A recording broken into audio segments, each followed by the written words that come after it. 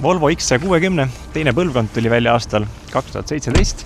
Volvo on üldse Eestis äärmiselt populaarne auto. Neid on arvel üle 47 000, millest omakorda siis XC60 on siuke 7500 ja suurem osa neist on diislid. Täna on neid müügil umbes 120 ja hinnad algavad juba 20 000 euro juurest. Seega vaatamegi järgi, mida see auto endast täpselt kujutab, milliseid mootoreid see pakuti, millist varustust said tellida, kuidas temaga sõita on, kuidas ta vastu peab ning milliseid põnevaid konkurente tasuks veel turu pealt vaadata. Volvo XC60 baseerub samal platvormil, mis paar aastat varem välja tulnud suuremad vennad, ehk siis XC90, S90 ja V90. Ja tegemist on keskmist mõõtu linnamaasturiga. Vähe sellest, et eelkäijaga võrreldes sai see mudel märkimisväärselt ilusam. Kasvas tal laiust 11 mm, pikkust 44 mm ja samas kõrgus vähenes 55 mm, andes autole märkimisväärselt paremad proportsioonid. Ja minu meelest XC60 näeb isegi oluliselt parem välja kui tema suurem vend XC90. Siin lihtsalt on kuidagi need proportsioonid nii hästi paigas. Selle mudeli disain minu meelest on küll äärmiselt hästi õnnestunud. Need esituled on väga ilusad. Siin sees on siis päevasõidutulena see nii-öelda Tori haamer. Ja iluvõre on siis mõistliku suurusega. Ei ole selline välja venitatud nagu siin mõnel konkurendil. Ja ka kogu tagaosa disain on minu meelest väga hästi õnnestunud. Selgelt äratuntavad Volvo tagatuled ja võib-olla mingi asi, mis siin nüüd konkurentide alla jääb, siis on tegelikult selleks see pagasiruum. Tavaversioonil on see 505 liitrit ja pistikhübriidil jääb isegi alla 500 liitri. Saksa konkurendid pakuvad samas 550 liitrit, nii et see on nüüd see koht, kus Volvo õige pisut alla jääb. Aga ütleme nii, et ruumi on seal endiselt piisavalt, nii et erinev draamas ei ole. Eks kogu see tagumise rea jalaruum ongi tegelikult natuke see pagasiruumi arvelt. Aastal 2021 läbis auto põgusa facelifti. Võib-olla kõige arusaadamaks elemendiks on siit ära kadunud summuti otsad. Muutusid pisut kaitserauad, loomulikult alati muudetakse ka iluvõre, lisandus värvivalikut ja teistsugused väljad ja põhimõtteliselt see oli kõik. Ja aastal 2025 läbis auto siis teise facelifti. Samamoodi kerge iluvõre muutus, kerge kaitseraudade muutus, uus valik valuvelgi ja mõned lisandunud värvid. Aga suuremad muudatused toimusid loomulikult seal autos sees, ehk siis kogu multimeediasüsteem uuenes ja loomulikult täiustati ka mootoreid ja kogu seda elektriajamit.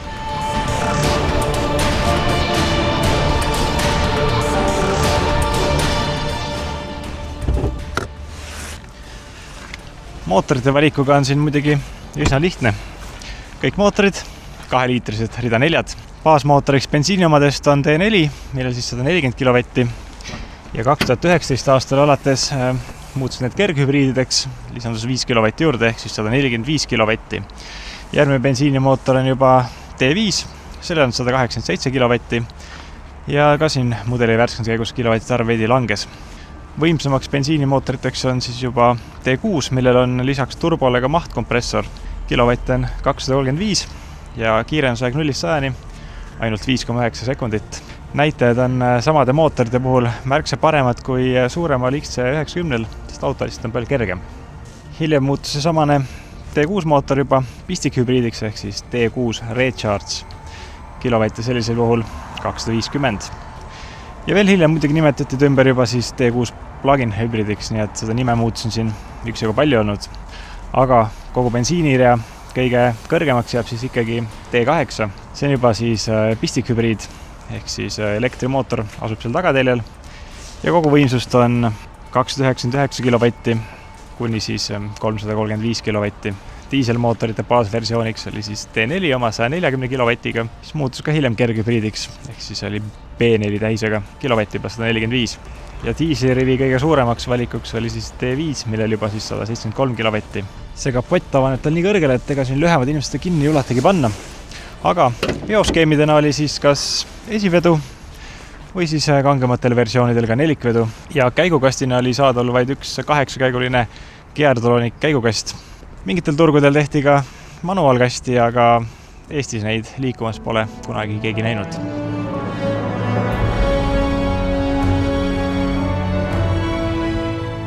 XC60 on seest praktiliselt identne XC90-ga. Ehk siis tegelikult, kui see on pisut väiksem ja odavam, siis siit salongist pole küll millegi puhul nüüd järeleandmisi tehtud, nii et ta mõjub ikkagi sama luksuslikuna nagu tema suurem vend. Ja kogu see disain ikkagi on äärmiselt hästi õnnestunud, et see Volvo näeb seest väga nägus välja. Ka varustusega ei ole siin absoluutselt koonerdatud, nii et isegi baasvarustus ehk siis Momentum. Saad endale nahast rooli, ette-taha käetoed, 2-tsoonilise kliima, püsikiirushoidja, vihmasensori, salongi ja mootori eelsoojenduse ning ka tagumised parkimisandurid. Nii et siin tegelikult juba selles põhipaketis on päris palju asju sees.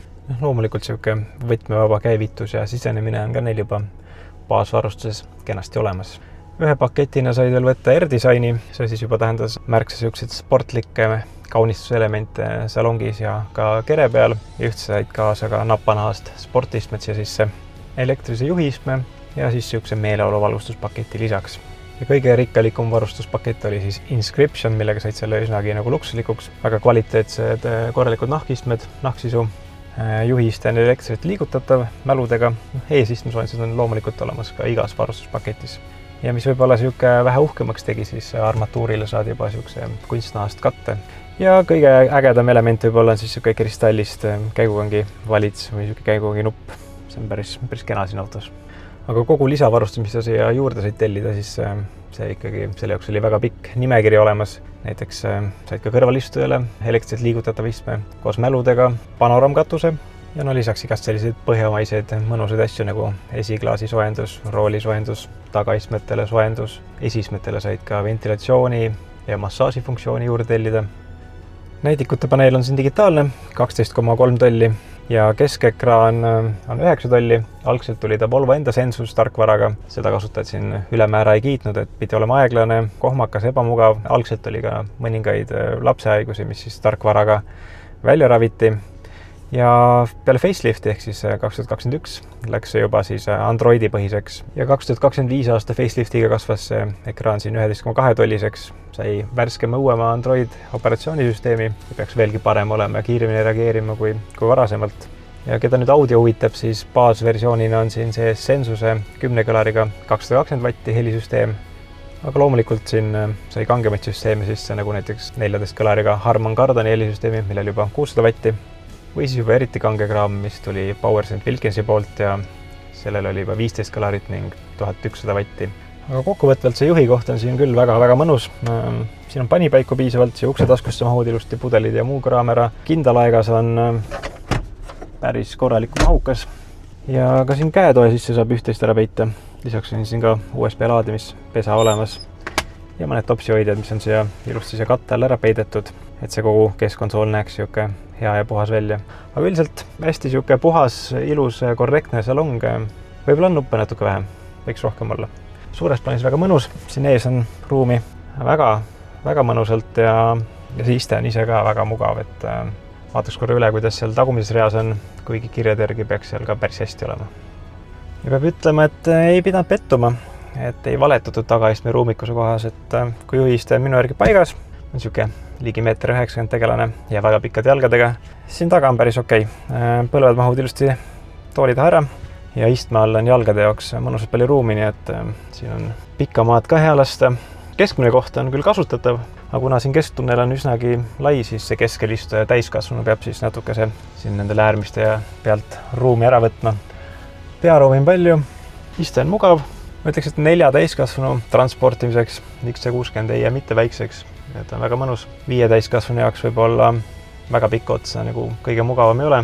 Kuigi see keskmise istme põhi on siuke mõnusalt madal ja samal tasandil kui teistel, et siin ei ole halb istuda, proovisin. Ja et ruumikus ütleme, et kui natuke võeti siit pagasist seda vähemaks, siis see läks õigesse kohta, et siin on väga okei olla.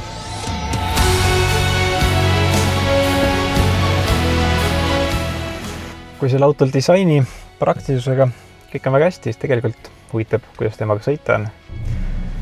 Ja kuna see konkreetne on pistikhübriid, siis saad sõita kas puhtelektriliselt kuni 70 kilomeetrit või siis elektrimootor abistab seda bensiinimootorit seal, kus parasjagu vaja on. Selle auto veel suurimaks plussiks on see, et see heliisolatsioon on siin tõesti väga hea. Et ei tule seda rehvimüra tuppa ega ei tule ka tuulemüra tuppa, et tegin ka pikemad maanteesõidud ja väga mõnusalt vaikne oli. Mis tegelikult auto juures on ka oluline see, et ta oleks võimalikult vaikne, et see sees ära ei väsiks. Kui midagi siin nüüd üldse ette heita, siis see automaatkast eriti kui koha pealt stardid või tahad mingi hetk just järsemat kiirendust teha, siis ta minu meelest pisut natuke liiga kaua mõtleb. Ta võiks olla natukene teravam ja natuke kiiremini reageerida. Kuigi neid käiguvahetuse ennast sa ei tunne, et ta vahetub küll väga sujuvalt ja meeldivalt ja sa ei panegi üldse tähele, et ta siin toimetab. Aga jah, see alguses kohalt mineku siuke mõtlemishetk, et see võiks olemata olla ja sellena tuleks võinud paremini ära lahendada. Kogu nähtavus on siin väga hea igas suunas, et need A-piilarid ei varja ära midagi. Küljepeeglid on mõnusalt suured ja ka see tagumine aken on siuke suur ja avar, et sealt näed hästi välja. Ja kui sul on veel see 360 kaamera, siis manööverdame sellega on ikkagi väga lihtne, et peaks võib-olla äkki enda proualegi ostma, et siin neid külgi autol vähem ära kriibiks ja mul vähem poleerimist oleks. Ta õnneks ei vaata neid minu videos, nii et ehk ei tule mul sellest probleemi praegu. Aga vedrustus. Ütleme siuksel isegi konarlikumal teel, ta saab väga hästi hakkama. Kui suuremad löökaugud, need tulevad ikkagi loomulikult läbi ja võib-olla kui see õhkvedrustust tellida, siis ta on veel siidisema sõiduga. Nii kui nagu iga normaalne tavaline inimene sõidab, siis vedrustus kuskilt otsast hätta ei jää. Kui nüüd tahad natuke sportlikumalt siin ringi sõita, siis võib-olla seda kere kaldamist on pisut rohkem kui ootaks, aga ka ei midagi nagu dramaatilist. Suures plaanis kogu see sõidupool on väga mõnus. Kuigi siin nüüd need Saksa konkurendid nii Audi kui ka BMW näol pakuvad ikkagi võib-olla veidi rafineeritumat sõitu kui Volvo, aga kui see tõesti ei ole siuke väga suur sõidugurmaan või väga palju kuskil kurviliste teede peal hullata ei taha, siis ega siin Volvol selles osas midagi nagu puudu küll ei jää või midagi halvasti ei ole.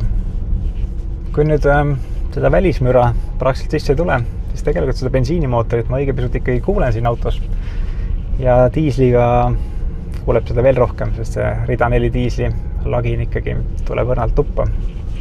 Suures plaanis minu meelest ikkagi äärmiselt õnnestunud siuke pisike linnamaastur. Jah, kui tahaks päris maastikule minna, siis ei ole võib-olla päris see auto, siis tasuks vaadata Discovery Spordi poole, aga siukseks igapäeva kasutuseks pereautoks mõnusalt ideaalne. On ruumi ees, on ruumi taga, salong on vaikne, hästi viimistletud, näeb nägus välja. Suurt nagu polegi midagi ette heita.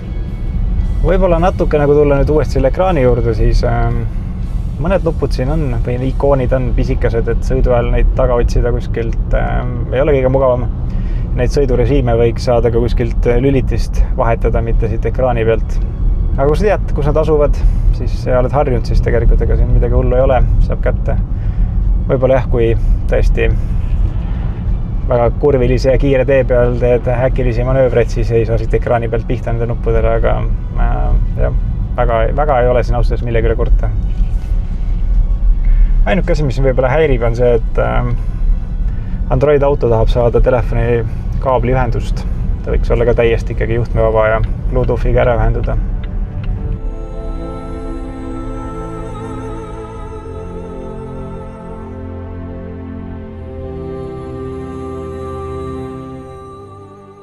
Tere!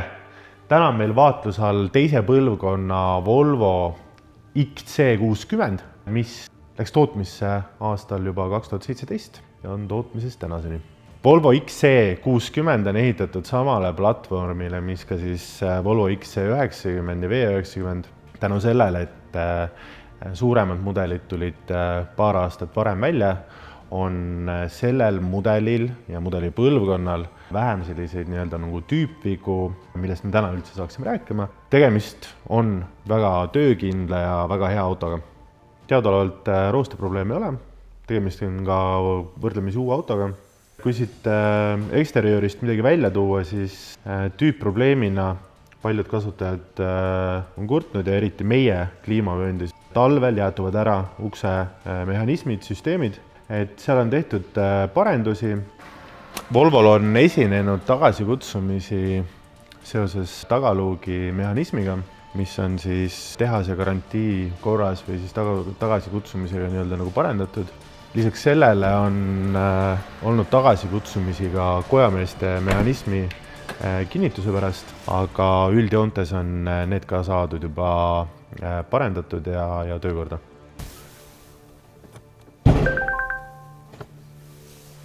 Volvol mootoritega ja mootorisüsteemidega suuri probleeme ei ole täheldatud. Enamus probleemidest on meil sellised moodsad rohepesu ja linnasõiduautode probleemid, mis on peamiselt siis diiselautodel, et DPF-i ja EGR-id. Lühikestel sõitudel ei jõua põletustsükkel, kas ei jõua lõpuni, ei jõua ta aktiveeruda ja tegelikult tänu sellele me soovitame, kui nüüd valida endale diiselauto lühemateks linnasõitudeks, kindlasti teha ka nädalavahetustel pikemaid sõite, kus siis tegelikult need puhastussüsteemid saavad ennast nagu läbi töötada ja väldime siis nagu neid suuremaid ja kallimaid remonditöid.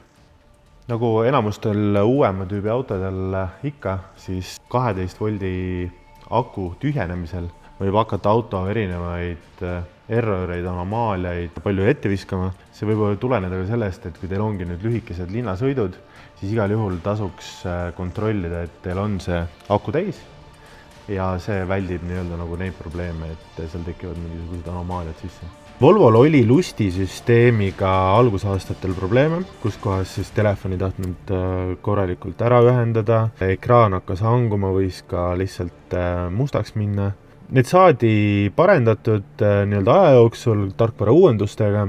2021. aastal tuli välja uus süsteem, mis oli siis juba Androidi põhine. Teatud probleemid said selle juures nagu parendatud, aga tekkisid uued, mis siis ka nüüd tegelikult nende tarkvara uuendustega on nagu saadud paremaks. Mida soovitatakse teha, et kui hakkavad sellised vigurid siin sisse viskama, teha restart süsteemile ja sellega juba võiks saada nagu need asjad uuesti toimima. Restarti aitab siis meil teha, vajutades siia home nupule ja hoides siin all seda alles 20-30 sekundit, et see teeb sellele multimeediasüsteemile restardi. Aga üleüldiselt on Volvo ikkagi koostöö kvaliteet on väga hea, materjalid on mõnusad, legendaarsed Volvo istmed ülimugavad ja ka nahk peab ajale pikalt vastu, vähemalt me eeldame, et peab. Tegemist ikkagi täna veel võrdlemisi uue autoga. Enamasti käivad need autod vaid korralistes hooldustes ja vahetatakse kuluosi. Näiteks esimesed piduriklotsid on koos vahetusega orienteeruvalt 300 €. Kuna tal õõts on suures tükis kuuliigendiga ja neid eraldi ei saa vahetada, siis see tuleb vahetada ühtse suure nagu tervikuna, siis selle hind on 600 natukene peale. Aga üldjoontes Volvo sild ja auto iseenesest Eesti teedel peab hästi vastu ja suuremaid selliseid probleeme ei ole täheldatud. Volvol käigukastiga probleeme ei ole täheldatud. Mida me soovitame teha, on kindlasti õlivahetus. Esimene õlivahetus käigukastis võiks olla juba umbes 60 000 pealt. Volvol hooldusintervall on märgitud hooldusraamatu järgi selline 20 000 kilomeetrit. Soovitame selle ka natukene nagu väiksemaks tõmmata, võiks olla niisugune kellel 10, kellel 15 000. Üldjoontes selline õlivahetus, hooldus on selline 400 €. Kui me nüüd jõuame suurema läbisõidu juurde ja meil on vaja siin hakata rihmasid vahetama, siis hind võib sinna kuhugi 1500 € minna. Aga me kindlasti soovitame ka neid kõiki hoolduseid teha natukene varem, kui siis hooldusraamat on meile ette märkinud. Esiteks korralised õlivahetused tihedamini hoiavad mootori paremas korras ja te väldite tulevikus suuremaid nagu väljaminekuid. Volvo XC60 ei ole nüüd küll väga vana auto, tootmises olnud meil ainult siin 9 aastat. Kindlasti selle aja jooksul ei ole täheldatud, et autol oleks suuri tehnilisi probleeme. Sõiduk peab Eesti teedel hästi vastu, sõiduk on kvaliteetselt koostatud. Kuid ikkagi enne ostu sooritamist soovitame ikkagi teha ostuenne kontroll, et veenduda, et sõidukil ei ole varjatud vigu, et tal ajalugu oleks korralik. Seda saate kõige lihtsamini teha, kui lähete auto 24 kuulutuse vaatesse, võtate sealt ostueelse kontrolli, valite endale sobiliku paketi, meie spetsialistid teostavad juba kontrolli, teie saate raporti ja saate otsustada, et kas see sõiduk on teie jaoks või mitte.